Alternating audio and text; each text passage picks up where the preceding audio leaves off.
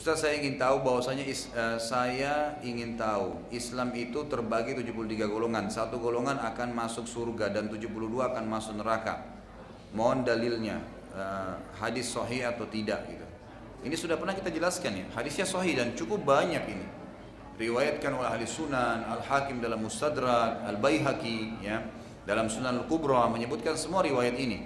Bahwasanya Nabi SAW bersabda, akan terpecah umat Yahudi 71, Nasrani 70 dan umatku 73 dan semua akan neraka. Makna hadis, makna kalimat, tenang dulu.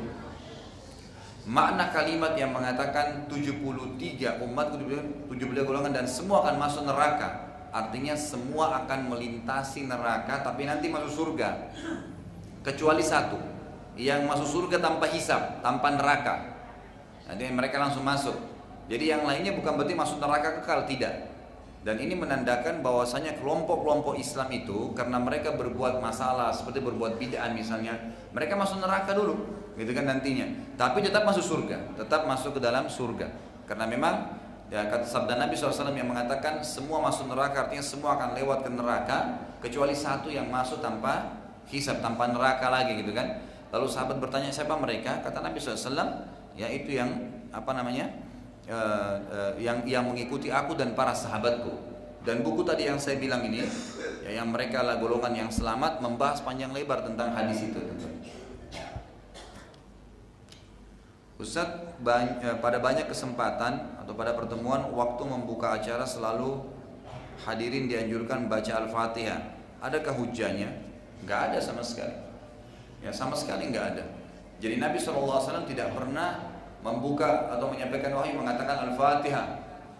Enggak pernah itu. Al-Fatihah surah Al-Quran, surah yang paling agung, tapi untuk dibaca di sholat, kan gitu.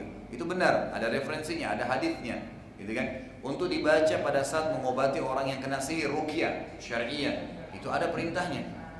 Tapi kalau Al-Fatihah dikirim untuk orang mati, dibaca pada saat pembukaan acara, butuh dalil, gitu kan. Mana dalilnya? Pernahkah Nabi SAW mengatakan Al-Fatihah kepada ahli Badr? Ada riwayatnya enggak? Enggak pernah. Lalu kenapa harus kita baca gitu kan? Sama di awal pertemuan. Tapi yang ada hadisnya adalah kata Nabi SAW, semua kullu zi amrin la yubda'u bismillahi fahuwa akhta'.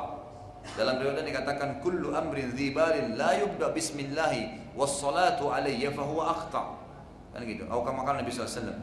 Jadi ada hadis dua. Yang pertama, semua perkara yang dimulai pertemuan ya kan gitu, apa saja yang tidak dimulai dengan nama Allah maka akan akhta, hilang berkahnya.